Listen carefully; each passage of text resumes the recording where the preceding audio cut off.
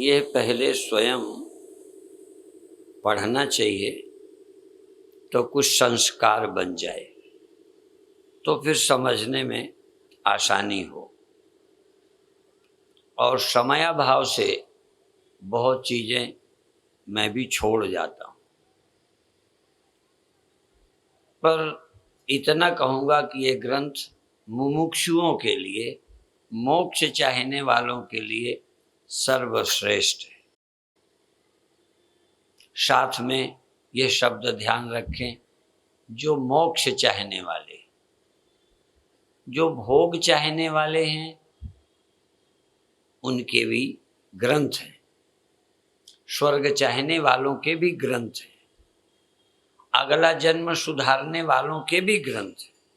उसके भी कुछ साधनाएं हैं। हम धार्मिक जीवन जीकर अपना भविष्य उज्जवल कर सकते हैं। मुक्त होने के लिए आत्मा और ब्रह्म का ऐक्य बोध परम आवश्यक है। बहुत लोग इसके बिना भी मोक्ष मानते हैं। बहुत लोग तो ब्रह्म को ही नहीं मानते, फिर भी मोक्ष मानते। अपनी चित्तवृत्तियों का निरोध करके अपनी आत्मा में जाना, ब्रह्म का कोई जिक्र किए बिना, तो भी मुक्त होते हैं लोग। आचार्य शंकर वेद मंत्रों में जो शब्द आए हैं, उनका ख्याल रखते हुए भी इस ग्रंथ को लिख रहे हैं। बहुत लोगों में ईश्वर छूट जाता है, ब्रह्म छूट जाता है। बहुत साधना पद्धतियां हैं जिनमें ईश्वर का जिक्र हुए बिना, बल्कि ईश्वर का खंडन करना यहां तक भी है। अवतारों का खंडन करना, ईश्वर को अस्वीकार करना, फिर भी मोक्ष मानते हैं। मोक्ष का मोटा अर्थ सर्व दुखों की निवृत्ति, सभी विकारों की निवृत्ति, आत्म स्थिति। लेकिन शंकराचार्य कहते हैं बाकी क्या है?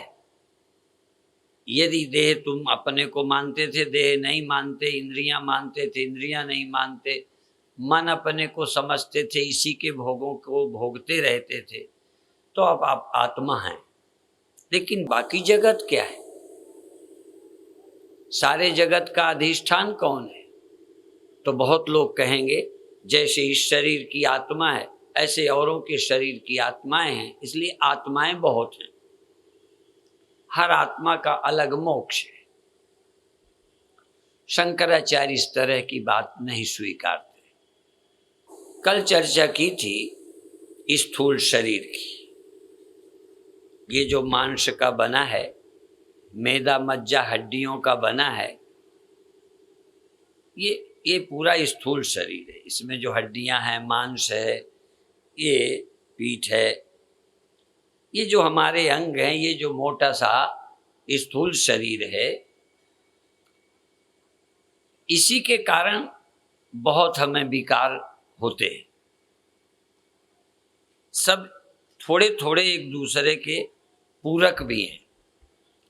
यदि सूक्ष्म न हो तो स्थूल क्या भोगेगा? पर फिर भी हमारी जो शुरुआत है भोग की, वह स्थूल से है। इस शरीर के बिना न हम जवान होते, इस शरीर के बिना न हमारे आँख कान नाक होते, न हम देखते, न हम सुनते, न हम छूते, न हम सूंघते, न हम चखते। इस स्थूल शरीर के कारण और से मेरा संबंध जुड़ा। आँख के बिना कैसे आप देख के फंसोगे? कान के बिना क्या सुनोगे? फिर भी सुनकर, देखकर, छूकर हम विषयों में फंसते हैं। तो 5 ज्ञानेंद्रियां, इन 5 ज्ञानेंद्रियों के द्वारा, भले ये सब कुछ नहीं है, इसके पीछे और भी है। यदि जागे होते नहीं, अंतःकरण नहीं होता, तो यहाँ क्या देखती? पर फिर भी फंसने की शुरुआत देखकर, छूकर, सूंघकर, पशु ज्यादातर सूंघकर कामी होते हैं, मनुष्य अधिकतर देखकर कामी होता है, वाणी की मधुरता से आकर्षित होता है। मनुष्य 5 विषयों के द्वारा, 5 इंद्रियों के द्वारा, इन्हीं स्थूल गोलकों के माध्यम से सुख का अनुभव करता है। सारे ग्रंथों का सार है कि स्थूल न हो तो क्या आप सुखी नहीं हो सकते। यदि इस शरीर के द्वारा सुख न भोगें तो क्या हम सुखी नहीं हो सकते।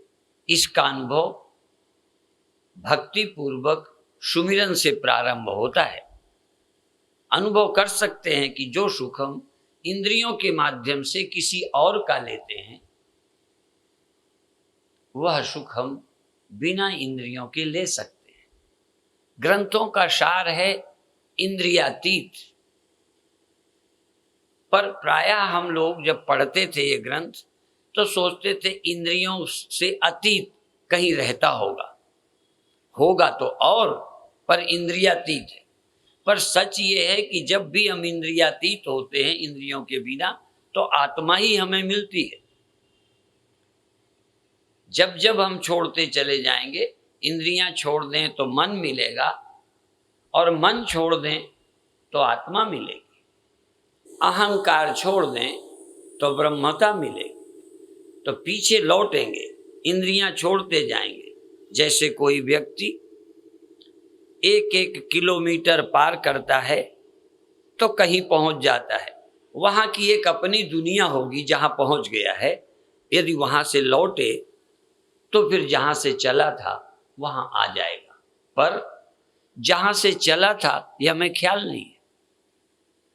ऐसा लगता है जैसे हम 5वें किलोमीटर पर ही हैं, पहले दूसरे तीसरे का ध्यान ही नहीं है। अधिकतर लोग इसी स्थूल देह को ही मैं मानते हैं। बहुत प्रतिशत लोग स्थूल शरीर को ही मैं समझते हैं, इसी को बचाए रखना चाहते हैं, इसी को पालते रहते हैं, और जब ये बूढ़ा होता है, मरता है, तो दुखी होते हैं। इसके अलावा जानते ही नहीं है कि हम कुछ हैं। दूसरे लोग हैं शास्त्रज्ञ, कथा सुनने वाले, जो अपने को जीव समझते हैं। किस देह में हम रहते हैं, इस देह के द्वारा हम सुख पाते हैं, देह तो हम नहीं हैं। जैसे कोई घर में रहता है, ऐसे इस देह में रहने वाले जीव हैं। हम इसमें जगकर इन इंद्रियों से सुख भोगते हैं। यदि सुख भोगने में पाप करेंगे तो नरक जाएंगे, अगला जन्म बिगाड़ेंगे। इस जन्म में भी सैकड़ों दुख भोगेंगे, मान अपमान अपयश टेंशन चिंता इस जन्म में भी भोगेंगे। तो इस देह में बैठकर जीव पाप यदि करेगा तो नीचे जाएगा, पुण्य करेगा तो ऊंचाई में जाएगा। मेरे ही कर्म मुझे घसीट कर ऊंचे भी ले जाते हैं, नीचे भी ले जाते हैं। जैसे मैं कर्म और वासना वाला होता हूं तैसे ही चला जाता हूं। कर्म और वासनाएं स्थूल से शुरू की है। स्थूल शरीर के बिना कर्म नहीं होता। स्थूल शरीर से कर्म करके वासनाएं बढ़ा लेता हूं। ऊर्ध्वमूलमधः शाखमस्वस्थम प्राहुरभ्यम, अर्थात जैसे बड़ के पेड़ में तमाम जटाएं निकलकर पेड़ ही पेड़ हो जाते हैं, वैसे तो एक ही होता है। ऐसे ही वासनाएं कर्म करके एक नहीं, खाने की, पीने की, मिलने की, देखने की, छूने की वासनाएं तमाम बढ़ा लेता हूं, और नए नए आविष्कार करता रहता हूं। फिर यही वासनाएं मुझे घसीट कर नीचे ले जाती हैं, बीच में रखती हैं, ऊपर ले जाती हैं। इसका वर्णन संतों ने ऐसे ही नहीं किया कि वो वर्णन कर रहे हैं, कोई कवि हैं कि झूठी कविताएं करने। जिंदगी को देखा है, इस जीवन का वर्णन कर रहे हैं जो हर व्यक्ति के जीवन में घटित होता है। कोई आदमी बिना देह के न कामी होता, न क्रोधी होता, न लोभी होता। इस शरीर के द्वारा ही विकारी बना है।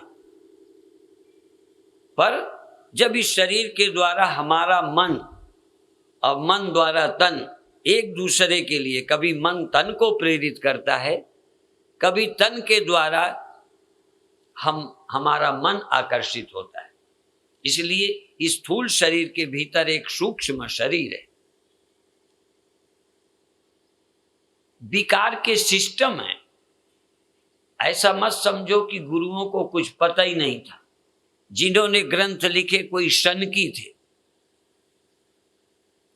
वो जानते हैं इस सिस्टम को, अब पूरा बताते हैं कि ऐसे आदमी बंधता है और ऐसे मुक्त हो सकता है। बंधने के नियम भी बताते हैं, कैसे बंधे हो और कैसे छूट सकते हो, और कैसे तुम बिना इंद्रियों के आनंद में हो सकते हो।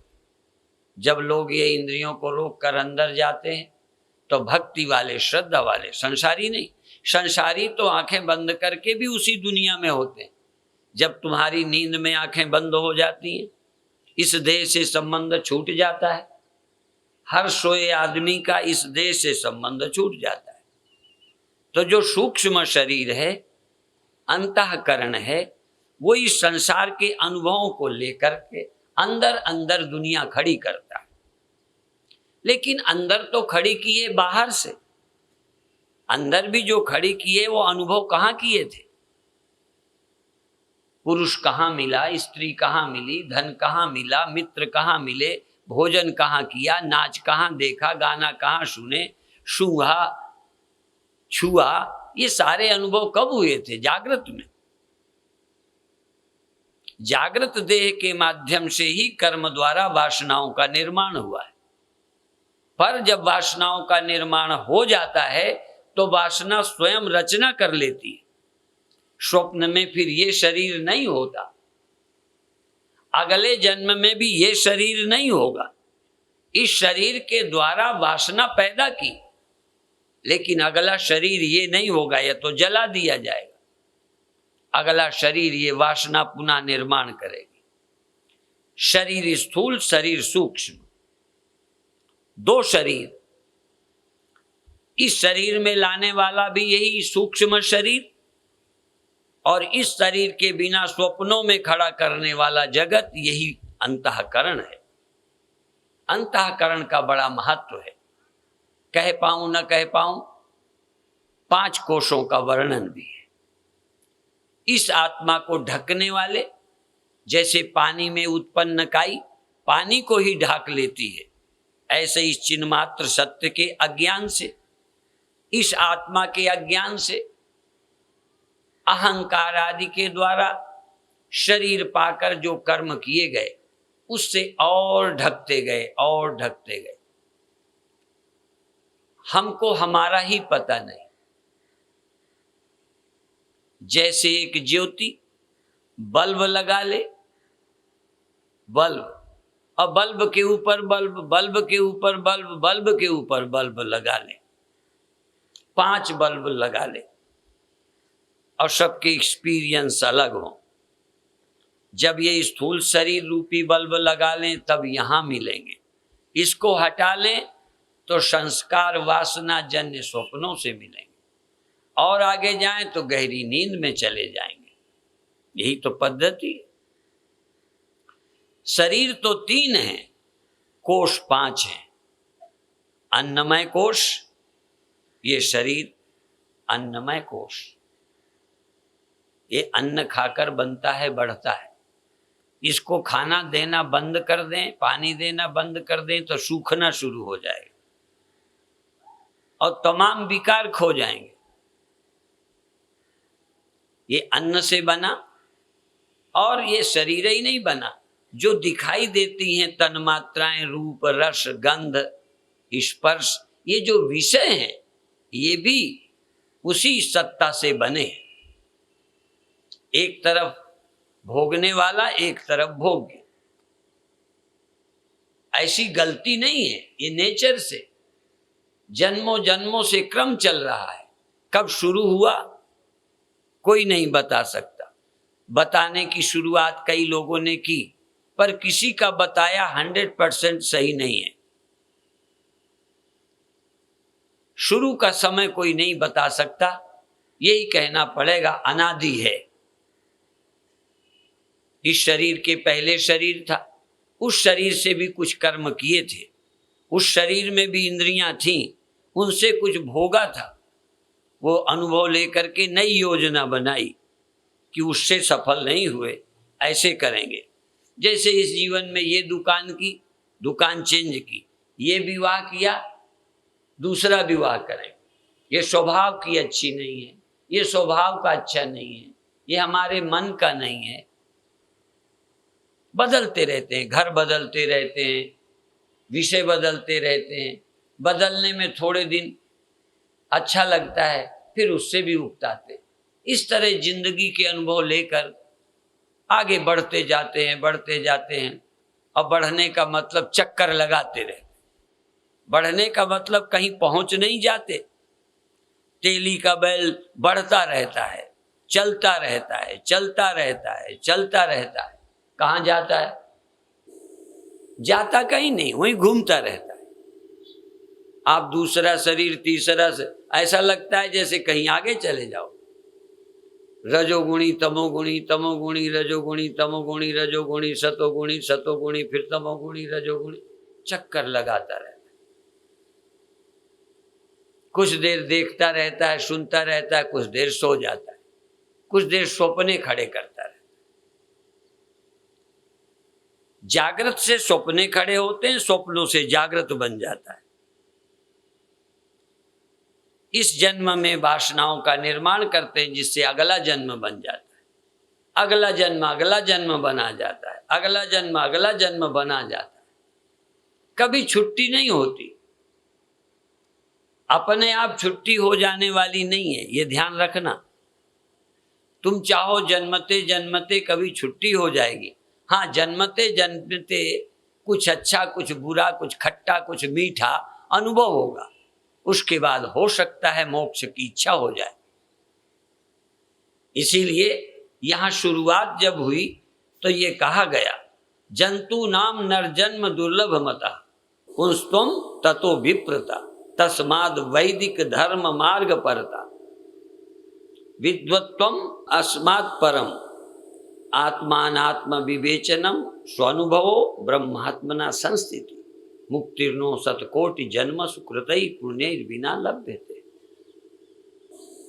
पहले बिना पुण्यों के मुमुक्षा ही नहीं जगती। पुण्य करोगे, कुछ पाप से बचोगे, तो शायद आपके अंदर मुक्ति की, तरने की इच्छा हो। नहीं, मनुष्य का जन्म भोगने में लगा रहता है, फिर रोता चला जाता है। भोगों में सफल कभी कोई आज तक हुआ नहीं है। भोग थोड़ी देर ही सुख देते हैं, इसलिए इनको आपात रमणीय बोलते हैं। क्षण भर बहुत अच्छे लगते हैं, क्षण भर में पागल बनाते हैं। हम जब इधर आते, शेर तो याद नहीं रहते। इस जवानी के लिए कहा है कि किश्ती मेरी डुबो के दरिया उतर गया। दरिया आया, जवानी की बाढ़ आई, तुम्हारी किश्ती को डुबो दिया पापों में, बुराई में, फिर जवानी बनी रहेगी ना। जिस शरीर से हमने कुछ पाया या किया, शरीर तो छोड़ जाएगा। बड़ा विचित्र काम है, किश्ती डुबो के दरिया उतर गए, पहले नहीं उतरा। क्या गजब की बात है। पहले दरिया उतर जाता तो बिना किश्ती के ही निकल जाते, पर जब किश्ती डूब गई तब देखा पानी खत्म, बाढ़ उतर गई। जब जवानी जानी थी तो जिंदगी खराब करने के पहले ही चली जाती। जब मृत्यु होनी ही थी तो जन्मते ही मर जाते।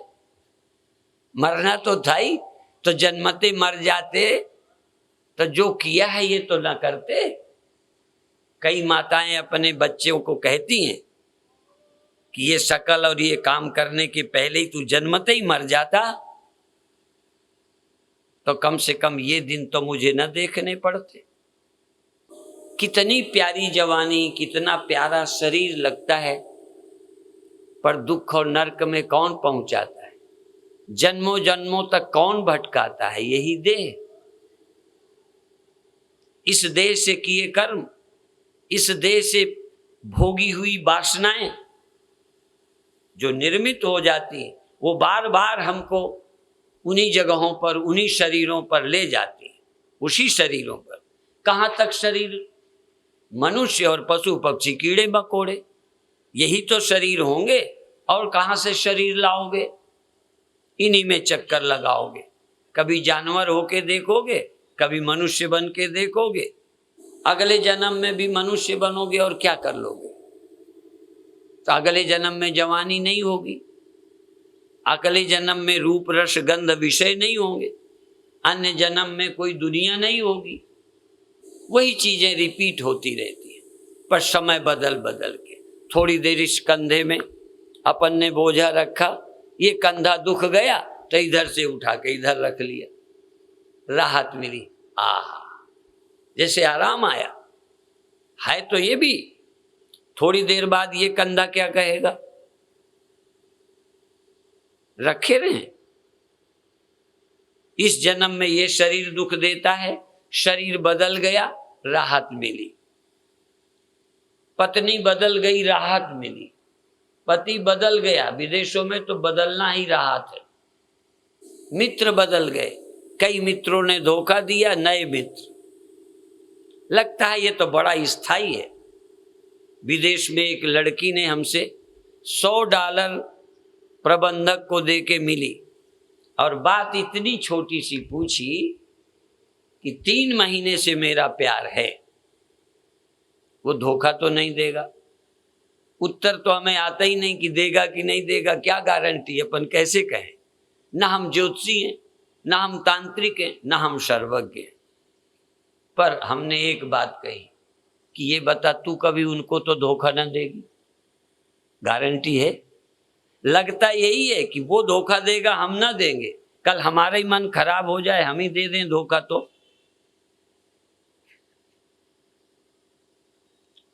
एक सोचता है मनुष्य, मूर्ख है। $100 उसके चले गए, उत्तर कुछ नहीं। मैंने यही पूछा कि तुम क्या अपने पूरे जीवन की गारंटी कर सकते हो? और जो लोग पहले दोस्ती करते हैं, प्रायः जीवन भर की बातें करते हैं,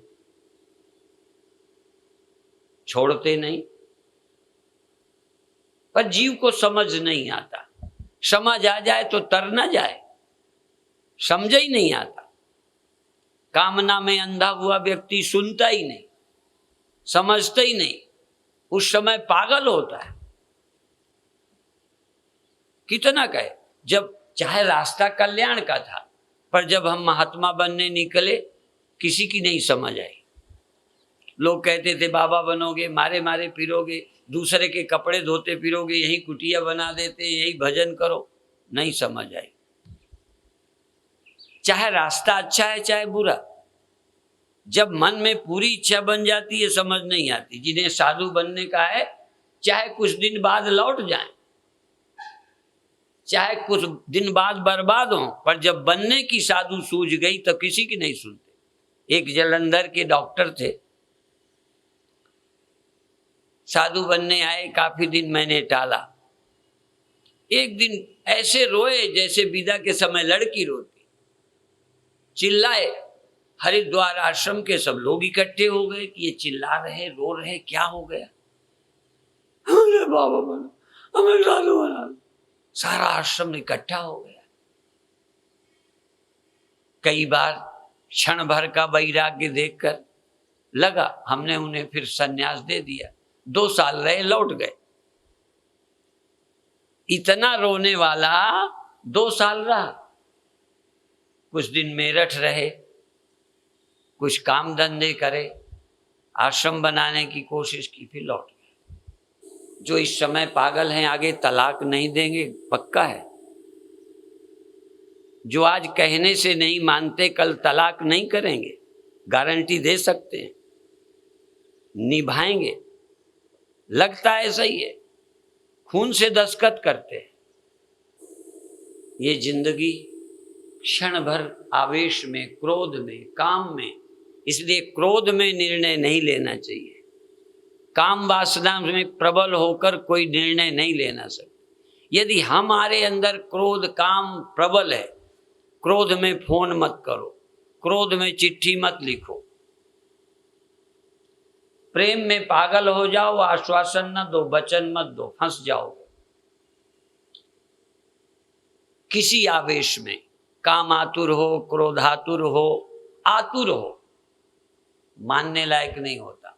घर से दुखी आदमी बाबा बनने आता है। एक आया हरिद्वार, मैं साधु बना दो, संन्यास दे दो। हमने कहा थोड़ा रुको। कहने लगे तो पक्का करो दोगे कि नहीं, कहीं ऐसा ना हो कि मैं 3 महीने घर ना जाऊं तो मेरा घर भी बर्बाद हो जाए, बाद में लौटा दो तो मैं तो कहीं का न रहूंगा, मेरी खेती रह जाएगी। माने साधु बन जाऊं तो खेती जाए भाड़ में, लड़के जाए भाड़ में। लेकिन यदि घर ही जाना है तो घर बर्बाद करके क्यों जाना, तो अभी पक्का कर दो। तो हमने कहा तुम लौट जाओ। इसलिए जिनका वैराग्य प्रबल नहीं है वो इस रास्ते पर कुछ दूर चलते हैं, फिर वासना उनको घसीट कर, जैसे सागर पार होने को चले तो उसमें मगर ने पकड़ लिया, वासना कामना रूपी ग्राह ने पकड़कर सागर में ही खा लिया। पार नहीं जा पाए, बीच में कामनाएं घसीट लेती। इसलिए आवश्यकता है दृढ़ वैराग्य की। दृढ़ वैराग्य के द्वारा कामना और वासना के मगर को मारो, फिर सागर पार करो, नहीं तो वही बीच में खा जाएगा। गोस्वामी जी ने भी ऐसा लिखा है, केशव कही न जाए का कहिए, देखत तो रचना विचित्र। ये रचना विचित्र है। मीठा कलकाता यहाँ लगता है, इसके आगे गले में जाके मीठा लगता है। पेट में पड़े चीनी, हलवा, आम प्यारा लगता है। बस इतनी देर के मजे के लिए जो नहीं खाना खा जाते, बस जो नहीं करना करते। ये सब इंद्रिय द्वार हैं, इंद्रियों के द्वार, बस गेट में ये सारा मामला। और गेट वाले को पटा लो तो उग्रवादी देश में आ जाएं, देश को नुकसान पहुंचाने वाले आ जाएं, स्मगलर आ जाएं। गेट ही से आते हैं, सीमा वाले गड़बड़ हो जाए तो देश गया। यह देश, यह नगर भी ऐसे ही है। जब गड़बड़ी होगी इन गेट वाले ही मिल जाते हैं।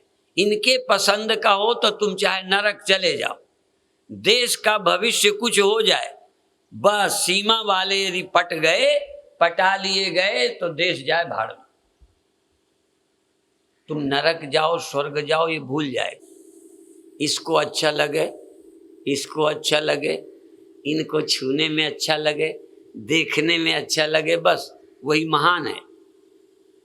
साधु अच्छे नहीं लगते, एक्टर अच्छे लगते। एक तो साधु वैसे ही ठीक नहीं होते और दूसरे बनने ठरने नहीं आता। विदेश जाता हूं तो लोग, मेरे एक बाल यहाँ भौं में सफेद था, बैलेरी बहुत दिन उखाड़ने करती रही। खैर मैंने तो उखड़ाया नहीं, पर नहाते धोते वो सारा अलग ही था, बड़ा हुआ वो उखड़ गया। लोग तो उखाड़ के ठीक ठाक करते हैं, क्योंकि उनको यही बेचना है, शरीर ही तो बेचना है। वैश्याएं अपने शरीर का ही तो व्यापार करती हैं, और शरीर का व्यापार करना हो तो सुंदर बनाना पड़ेगा, सुडौल बनाना पड़ेगा। बाबा बनने के लिए कैसे भी वो आड़े टेढ़े, अष्टावक्र 8 जगह से टेढ़े हैं। टेढ़े होने से महात्मा होने में दिक्कत नहीं, बल्कि सुविधा है।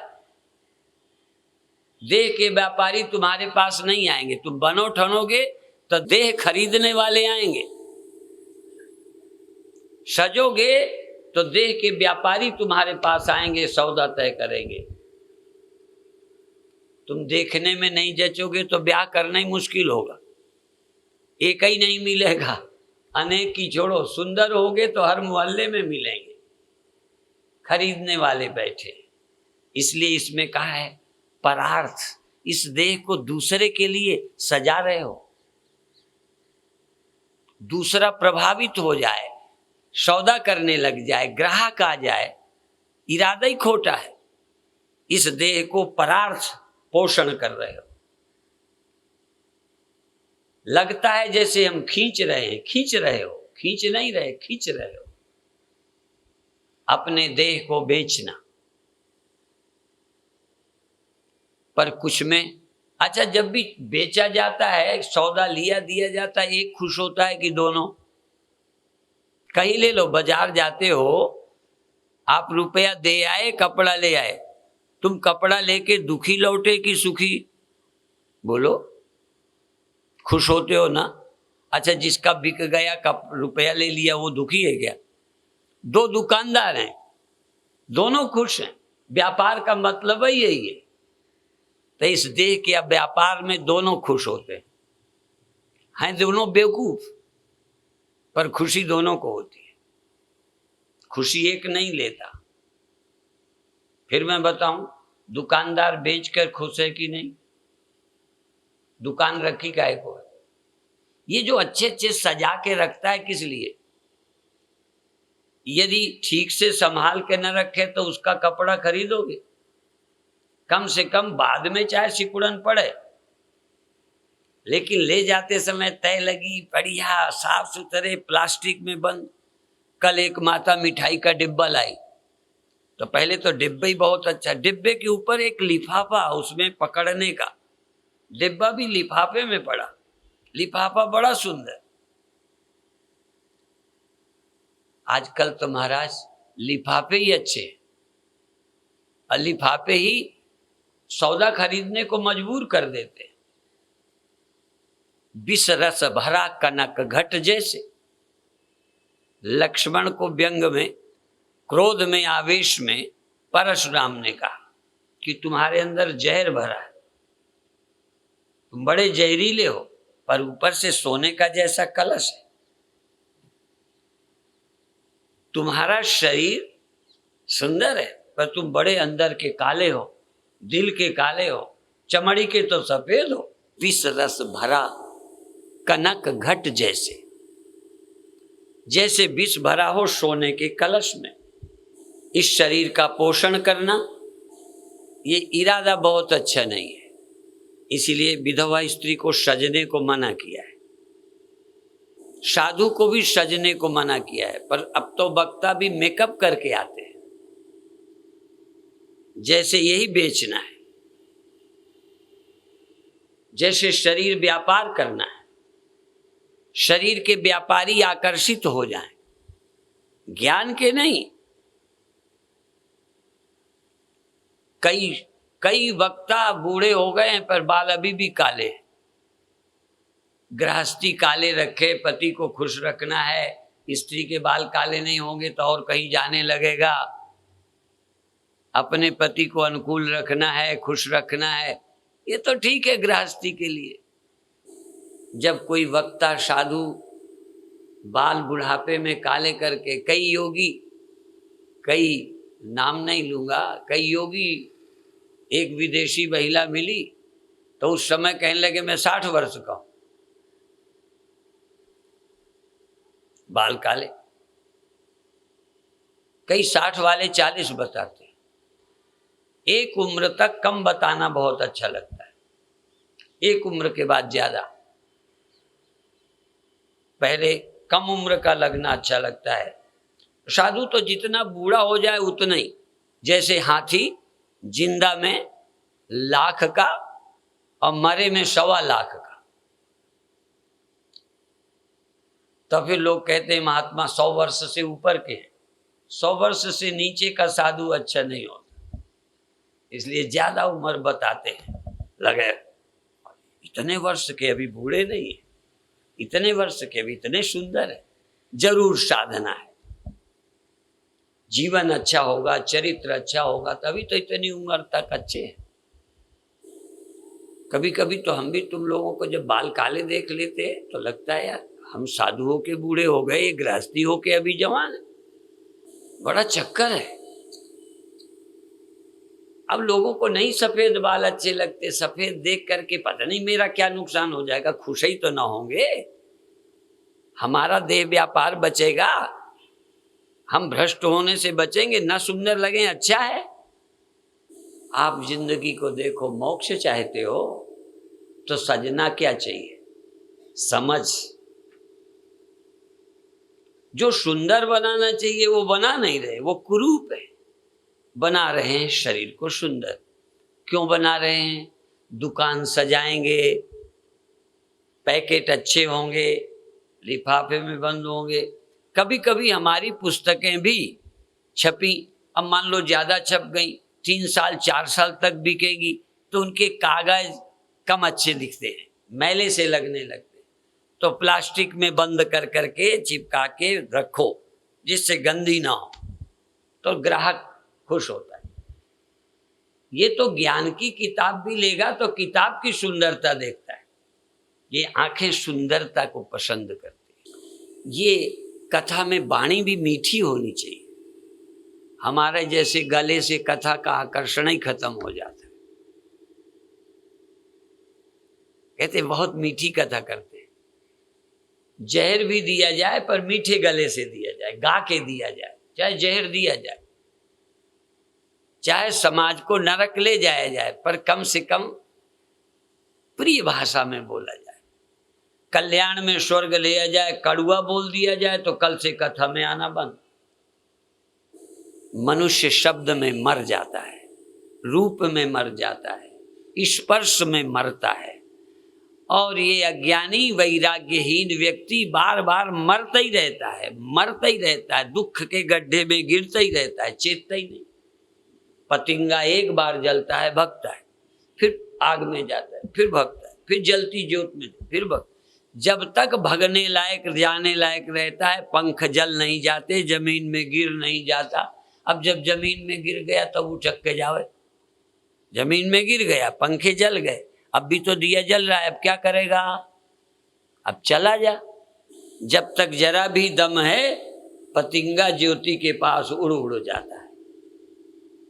मेरे गुरुदेव कहते थे, बूढ़ी पतुरिया वैश्या अच्छे गाना गाती है, कभी कभी तो वैसी भी गाती है। क्या गाती है वैश्या? अब लो नशानी, अब ना नशे हो, अभी तक तो मैंने नशाई, अब नहीं नशाऊंगी। अब वो पतिंगा कहे, अभी तक तो मैं अब नहीं आऊंगा। अब आएगा क्या? आने लायक ही नहीं रहा, अब क्या जाएगा? जब किसी लायक नहीं रहा, बूढ़ा जब मरने लगा तो कहता है, स्वामी जी आप अपनी सेवा में रख लो। जब तक सेवा लायक थे तब तक तो और कहीं सेवा करते रहे और ढूंढते रहे। जब किसी लायक न रह गए तो स्वामी जी के चरणों में, बल्कि अभी जिंदा में भी, बुढ़ापे में भी नहीं। स्वामी जी जब मर जाए ना तो हमें अपने अपने चरणों में बुला लेना। जब मर जाए तब बुला लेंगे चरणों में, तब अरदास करेंगे, गुरु महाराज अपने चरणों में निवास बख्शना। मर जाने के बाद अरदास कहाँ रखना? अपने चरणों में। तो तुम अरदास कर रहे हो, वो तो शायद ये भी करके नहीं गया। वो तो यही कह के गया कि गुरु महाराज ताकत देना, फिर मैं संसार की शरण में आ जाऊं।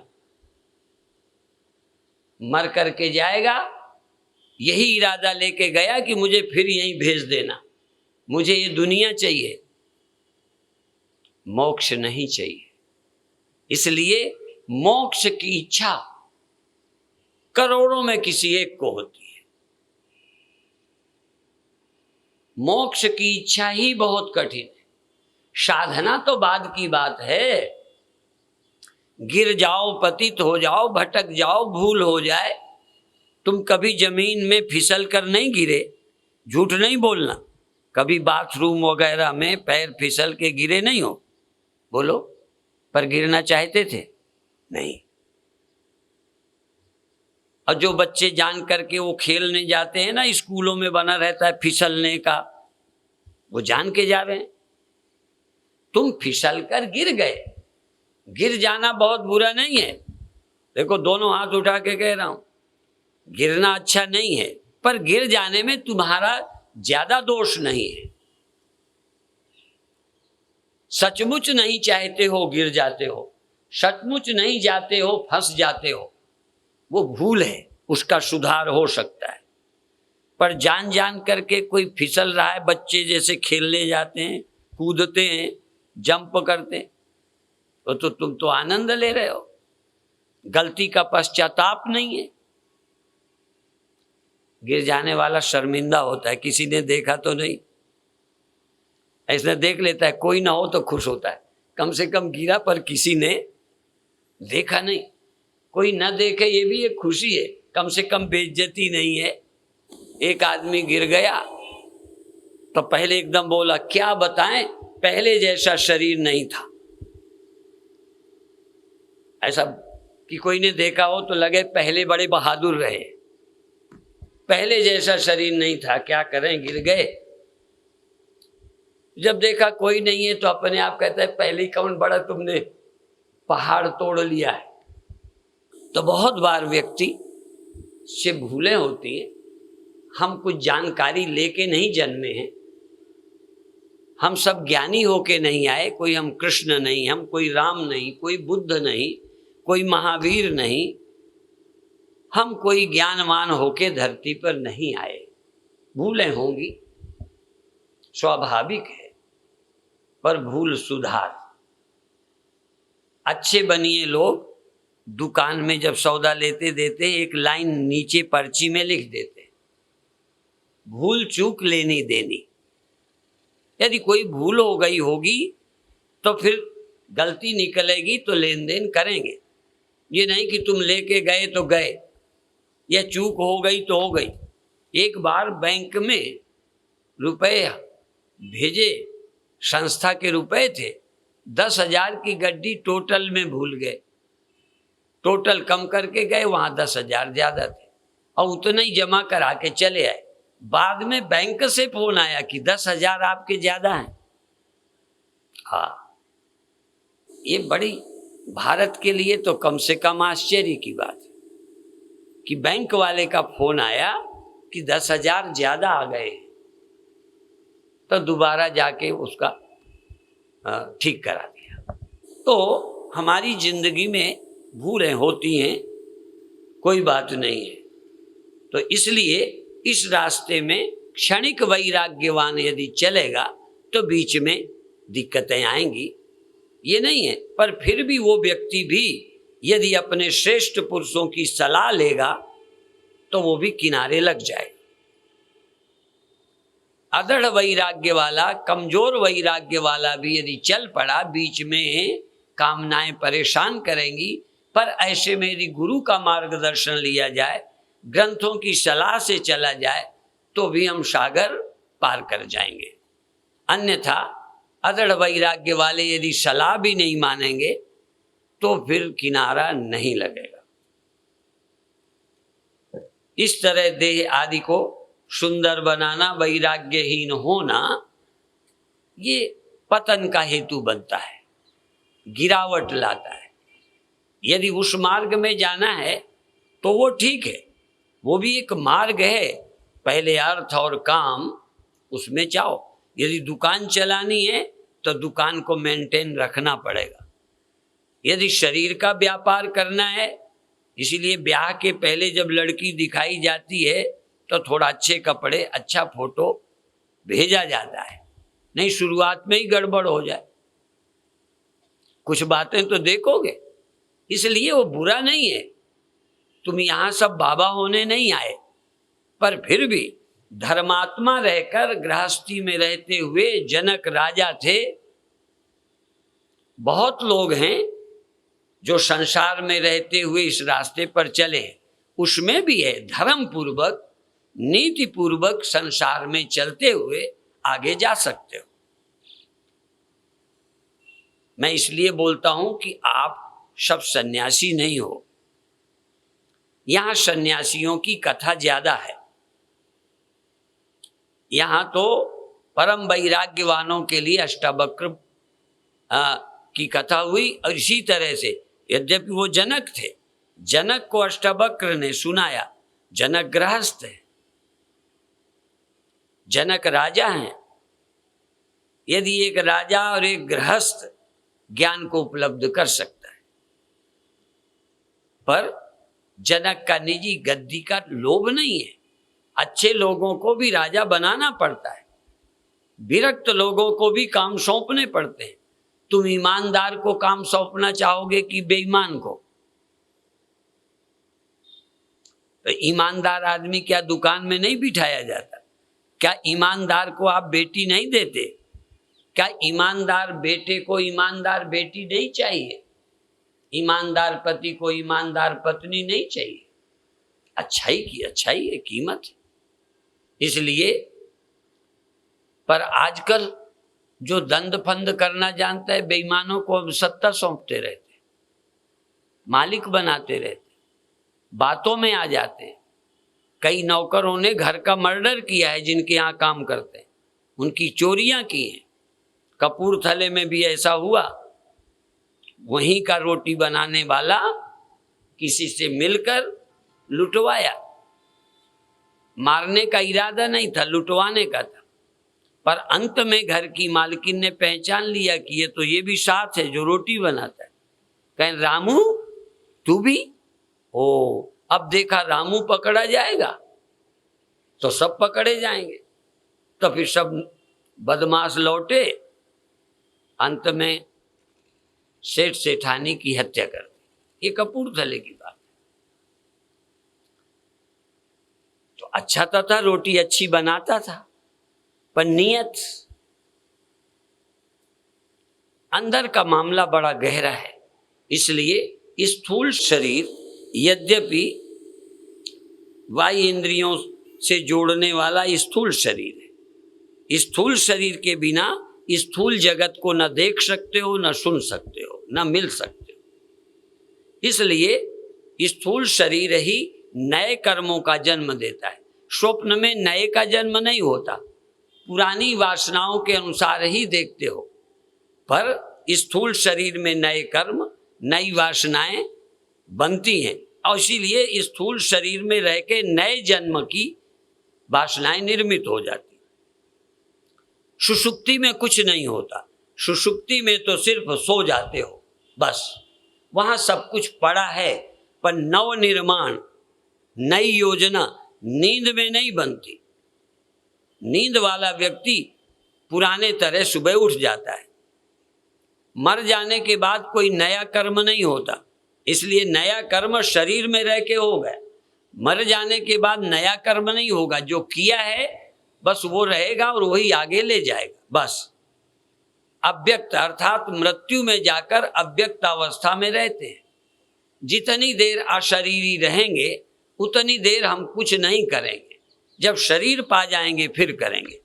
इसलिए शरीर ही ये कर्म क्षेत्र है, यही नव कर्मों का सृजन होता है, वासनाओं का बीज यही बनता है, उसी से नए जन्म होते हैं। इसलिए जो पाप करेंगे ऐसा जन्म मिलेगा जहां चैन नहीं पाओगे। अमीर हो जाओगे तब भी चैन नहीं मिलेगी, सुंदर हो जाओगे तब भी चैन नहीं मिलेगी।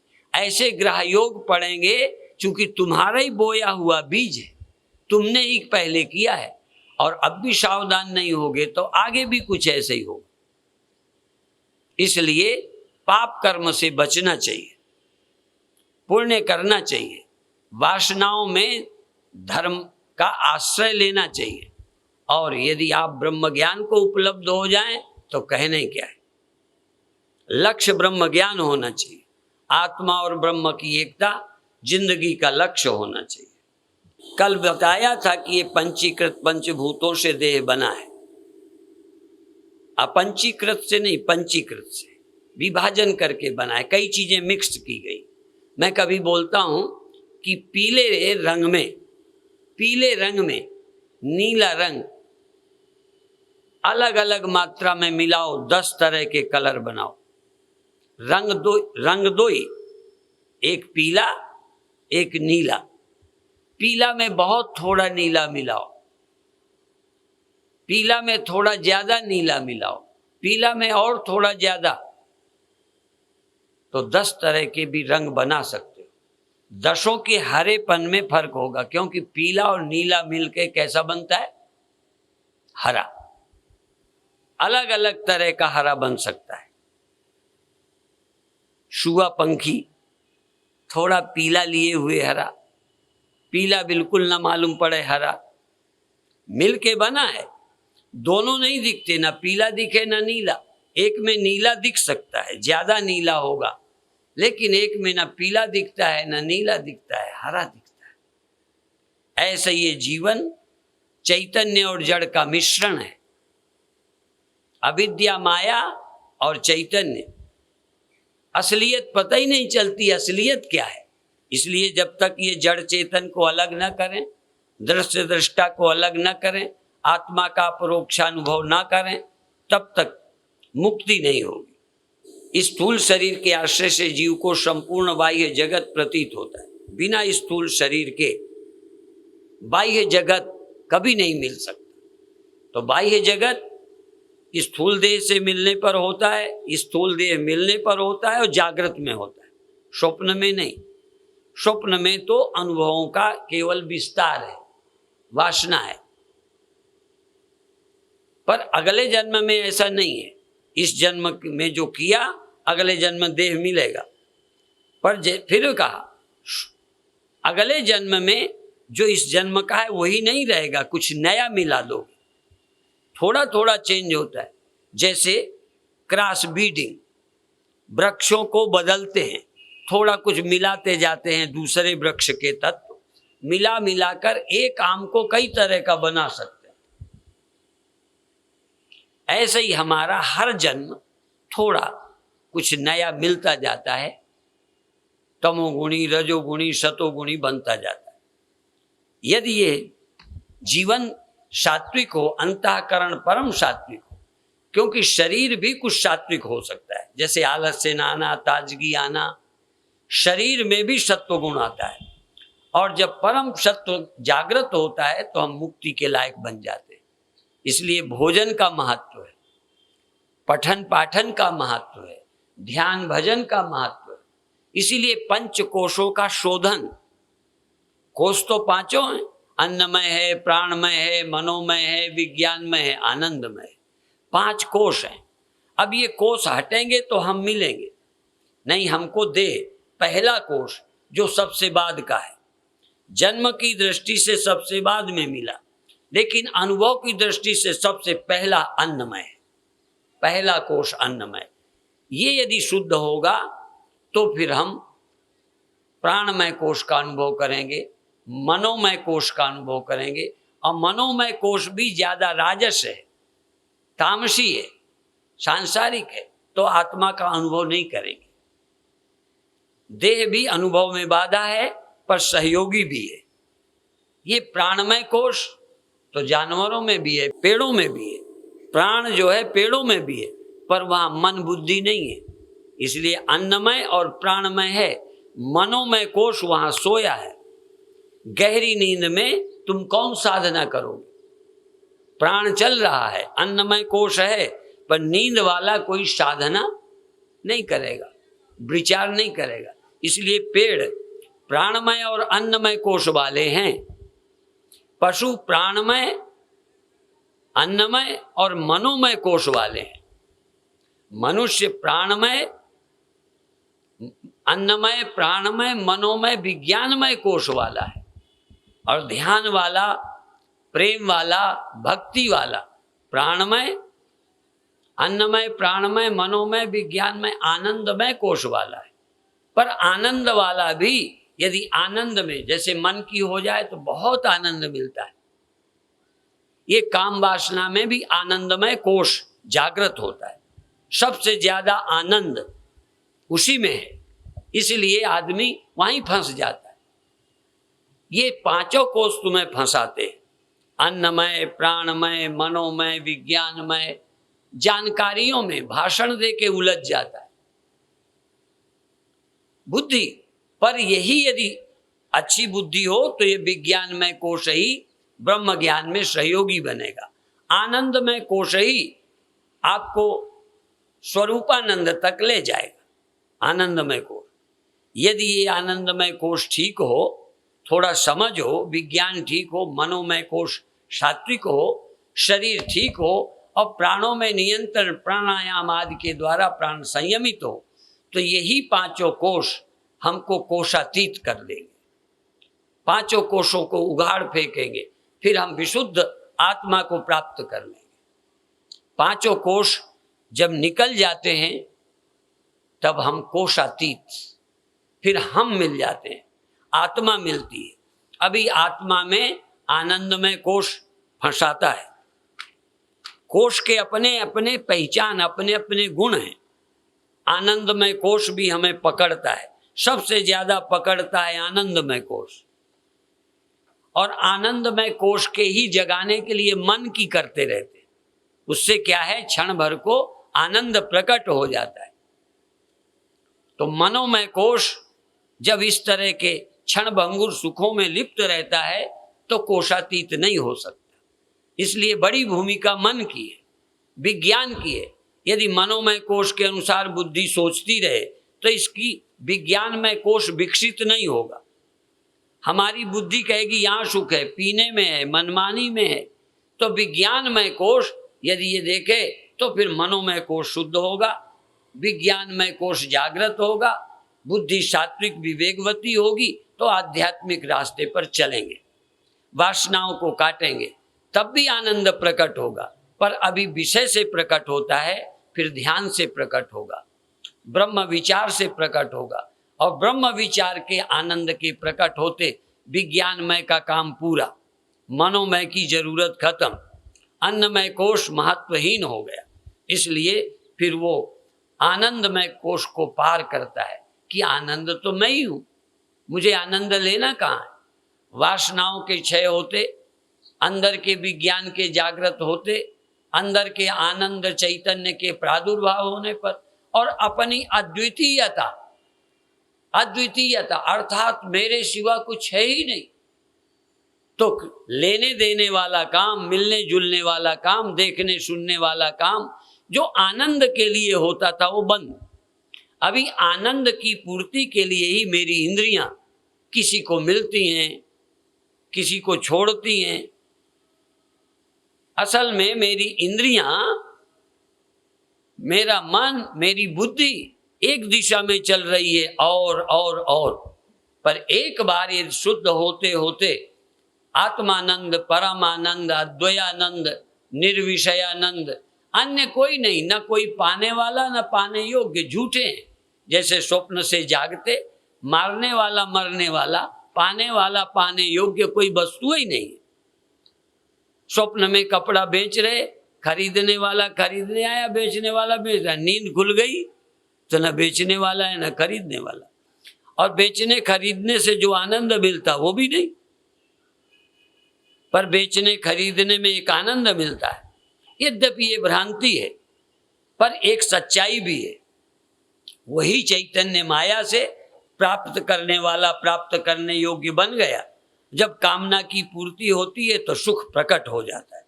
ये जो सुख प्रकट होता है ये आनंदमय कोश है। जिस समय मन का हो जाता है आनंद प्रकट होता है। तो कहीं था, मैं एक बार कपूरथला था, तो बोलते थे ये दिल्ली क्लॉथ मिल की माताएं सुनने आती थी, दिल्ली क्लॉथ मिल की दुकान है। तो मैं तो पहले यही समझा दिल्ली क्लॉथ मिल। अब समझ में बाद में आया कि दिल्ली क्लॉथ मिल में जो कपड़ा बनता वो अलग अलग एजेंट लाते, अपने यहाँ बेचते। तो कपूरथले की दुकान में कपड़ा बना था वो, बोलो। पर कपूरथले वाले क्या जानते होंगे, उस कपड़े को वहीं से लाए, वो समझेंगे यही है। घी जहां बिकता है तुम उसी को समझते हो, कहीं तो बना होगा। इसीलिए यत्र द्वैतमियो भवति तद इतर इतरम पश्यति। जहां द्वैत होता है या द्वैत की तरह होता है, द्वैत ना भी हो द्वैत की तरह होता है, वहां इतर इतर को देखता है, इतर इतर को सुनता है, इतर इतर को प्राप्त होके खुश होता है। जहां अद्वैतमियो भवति तत्केन कम पश्येत्। जहां दूसरा नहीं, कौन किसे चाहे, कौन किसे पाए, कौन किसका आनंद ले, वहां स्वयं आनंद है, आनंदी भवति। ऐसे इसलिए ज्ञानी फिर आनंद के लिए कोई बाहर नहीं भटकता, देखने सुनने की उसे जरूरत नहीं रहती, पर इंद्रियां हैं तो देखता है, सुनता है, मिलता है, पर इसके लिए तड़पन नहीं है। जब तक शरीर रहेगा जागृत होगी, स्वप्न होगी, सुषुप्ति होगी, देह में ज्ञान आएगा, इंद्रियों से दिखेगा, पर देखने का प्रयोजन नहीं रहेगा। एक वो शेर यहां बोलते, जाने क्या, बाजार से गुजरा हूं, खरीदार नहीं हूं। सिर्फ बाजार से निकला, रास्ता पड़ता था तो निकल पड़ा, खरीदना कुछ नहीं। तो आंखें हैं तो दिख गए, कान हैं तो सुनाई दिया, शरीर में है तो तुम हो, मुझे दिखता है, पर न तुम महत्व के, न ये महत्व का, न आंखें न विषय, कोई मान, न मन न संसार, न मन ही महत्व का है, अमन महत्व का है, जहां मन की जरूरत नहीं। पर ज्ञान के बाद मन रहे न रहे, इंद्रियां रहे न रहे, प्रयोजन, शरीर रहे न रहे, महत्व खत्म। ये ज्ञान की अंतिम पराकाष्ठा है कि कोई कर्तव्य शेष नहीं है। आंखें बंद रखूं ये भी नहीं, साधक को बंद रखनी है, साधक को विषयों का त्याग करना है, सुनना, देखना, गंदा पढ़ना, गंदे कर्म छोड़ने। पर ज्ञान की परम काष्ठा में जब आनंदी भवति कृतो भवति, तब उसका कोई प्रयोजन न रहा। वो दिखाई देगा, सुनाई देगा, सब कुछ होगा, पर न देख के कुछ लेना है, न बंद करके कोई बचाना है, कुछ भी नहीं, कुछ खतरा ही नहीं, कुछ जाता ही नहीं, कुछ बिगड़ता ही नहीं, कुछ मिलता ही नहीं, कोई प्लस नहीं, कोई माइनस नहीं। ऐसे ज्ञान के बाद वो धन्य हो जाता है। यद्यपि जब शिष्य सुनकर जाएगा विवेक चूड़ामणि को, जब वो धन्य होगा, संतुष्ट होगा, गुरुदेव को प्रणाम करेगा आभार और कृतकृत्य होकर, तब भी गुरुजी फिर अंत में अपनी तरफ से बोलेंगे कि अब तुम जब जाओ, अब तुम्हारा कोई प्रयोजन नहीं कि देखो या ना देखो, करो या ना करो, बोलो या ना बोलो, सो या ना जागो या अधिक सो, कुछ प्रयोजन नहीं है। अब तो सहज जो कुछ होगा, तुम्हारा कोई प्रयोजन नहीं है। ये अंतिम अवस्था है, पर पहले संयम से बिना गुजरे यहाँ तक नहीं पहुँचा जा सकता। इसलिए शुरू में आपको लगेगा कहाँ फंस गए, ये तो सब छोड़ना ही छोड़ना, सब छोड़ना, हमारा तो सब चौपट हो जाएगा। किसी को शुरू में सुख से हटाओ तो लगेगा ये मेरा दुश्मन है, पर ये नहीं जानता कि सुख पाने और भोगने से अलग सुख स्वरूप आत्मा में, ये जन्मने मरने वाले जीवन से रहित सदा रहने वाला जीवन मिलता है। पर ये शुरू में समझ नहीं आता, लोगों को लगता है जैसे मेरा छीना जा रहा है। धर्म का पालन जहर लगता है, मनमानी अमृत लगती है, विषय अमृत लगते हैं, संयम जहर लगता है। पर आत्मज्ञान के प्राप्त होने पर फिर वो आभार मानता है गुरु का कि मैं ना आता पर आप ले आए, मेरी क्षमता नहीं थी यहाँ तक आने की, पर आप हाथ पकड़ कर ले आए। गुरु हाथ पकड़ कर, जैसे यहीं पर हम शेर सुनते, क्योंकि पंजाब में ही शेर होते हैं, सिंह होते हैं, शेर यहीं सुनने को मिले। तो एक इस तरह का कि मुर्शिद वही है जो अशुदाए मंजिल कर दे, वरना तो रास्ता हर शख्स बता देता है। रास्ता तो कोई बता देगा, गुरु वो है, मुर्शिद वो है जो तुम्हें वहां खड़ा कर दे, पहुंचा दे। एक बार इंद्रिय और मन के पार तुम ब्रह्म हो, वहां तक पहुंचा दे। सिर्फ रटना नहीं, तो आप भाग्यशाली हो, वहां तक की यात्रा करनी है। 5 मिनट आंखें बंद करके ध्यान करेंगे और इसके बाद छुट्टी।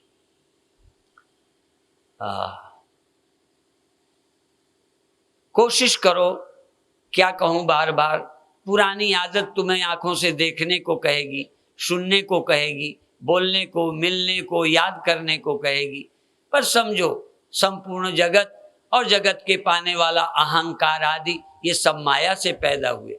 जैसे स्वप्न में सब उत्पन्न होता है, जागते सब खो जाता है। समझो जितना आज तक द्वैत है, मैं और यह, मैं और तुम, दृश्य और दृष्टा, इंद्रियां और विषय, मन और संसार, ये सब माया मात्र है। माया मात्रमिदं द्वैतम, अद्वैतम परमार्थता। असल में द्वैत झूठा है, अद्वैत सत्य है। ये माया मात्र है, ना आंख, ना रूप, ना इंद्रियां, ना विषय, ना मन, ना संसार, मुझे कुछ नहीं चाहिए, एक अद्वैत, जहां न मन है न संसार, न जहां मैं है न जहां यह, न मैं हूं न तुम, दफ्तर गुम। ये सारी कल्पना माया ने खड़ी की है और अनादि काल से इसी के चक्कर में हम पड़े रहे। एक बार इस चक्र को पार करो, मायातीत हो जाओ, गुणातीत हो जाओ। पर एकदम ना हो सको तो पहले अपने शरीर के इंद्रियों के गोलकों पर, अर्थात आंख में, नाक में, कान में, रसना में, त्वचा में, इन 5 गोलकों में अपने को स्थित करो।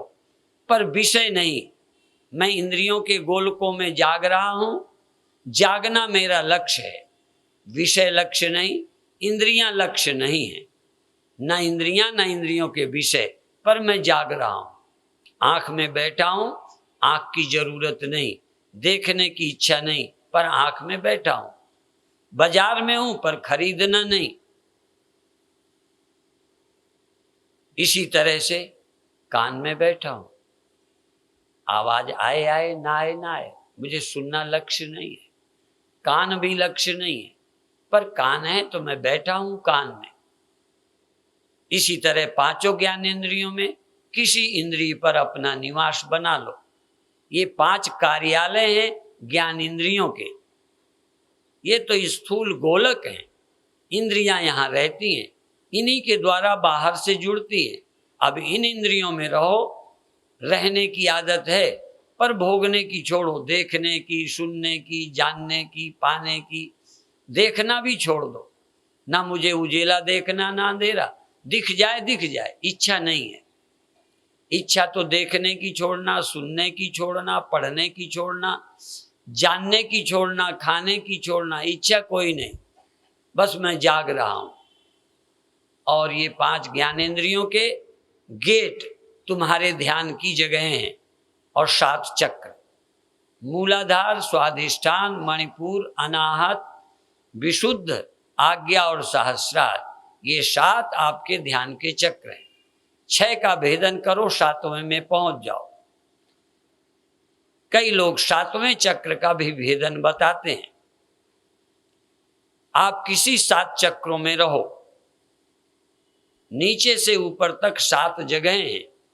चाहे मूलाधार में टिक जाओ, चाहे स्वाधिष्ठान में, चाहे नाभि मणिपुर में, चाहे हृदय अनाहत में, चाहे कंठ में विशुद्ध चक्र में, चाहे दोनों भौं के बीच आज्ञा चक्र में, चाहे दशम द्वार में सिर पर। दशम द्वार टॉप सेंटर,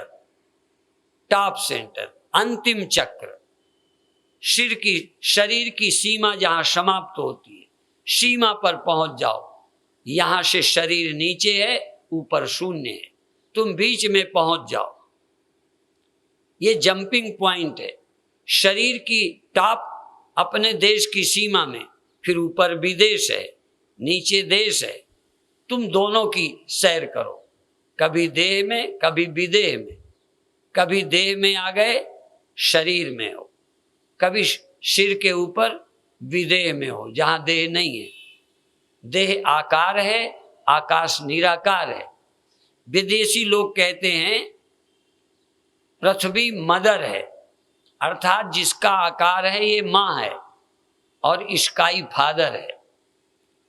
मैं कहूंगा शरीर का आकार है, आकाश निराकार है।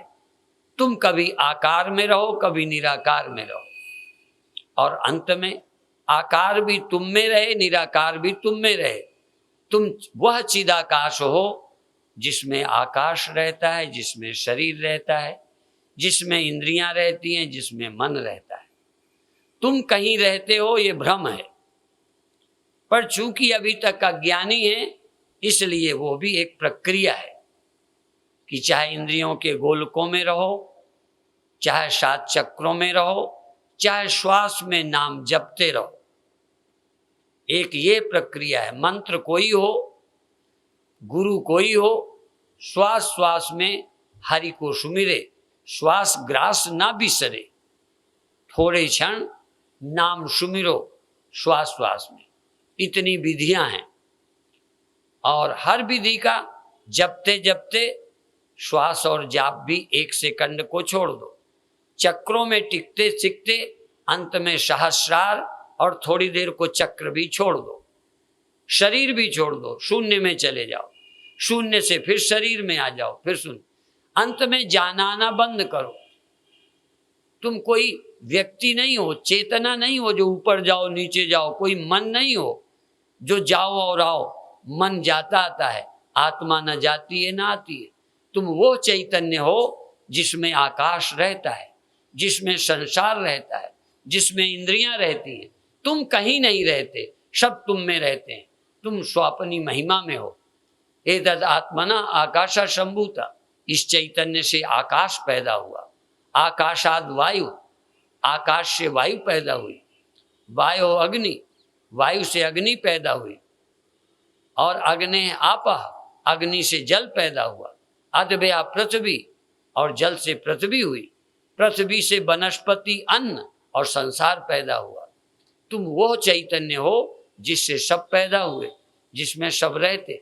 पर ये अनुभव अभी होगा नहीं, प्रयत्न करो, बार बार कोशिश करो। मैं मन नहीं, मुझ में मन है।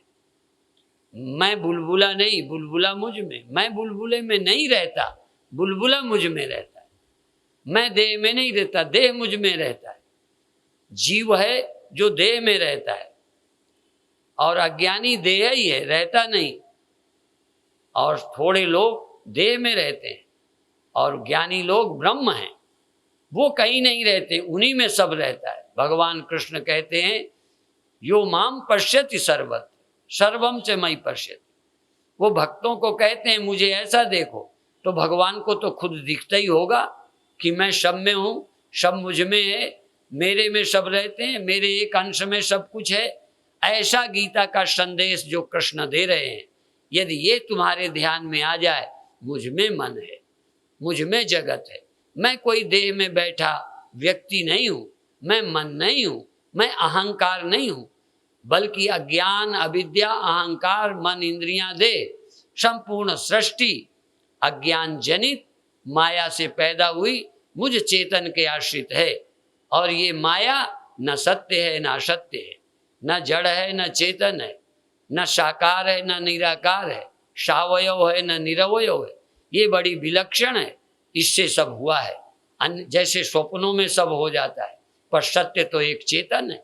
ऐसे ही इस समय भी जितनी अनेकताएं हैं अहंकारों की, इंद्रियों की, सब एक चेतन में अज्ञान के अविद्या के कारण हुआ है। एक चैतन्य परमार्थता सत्य है, और ऐसा चिंतन स्मरण करें।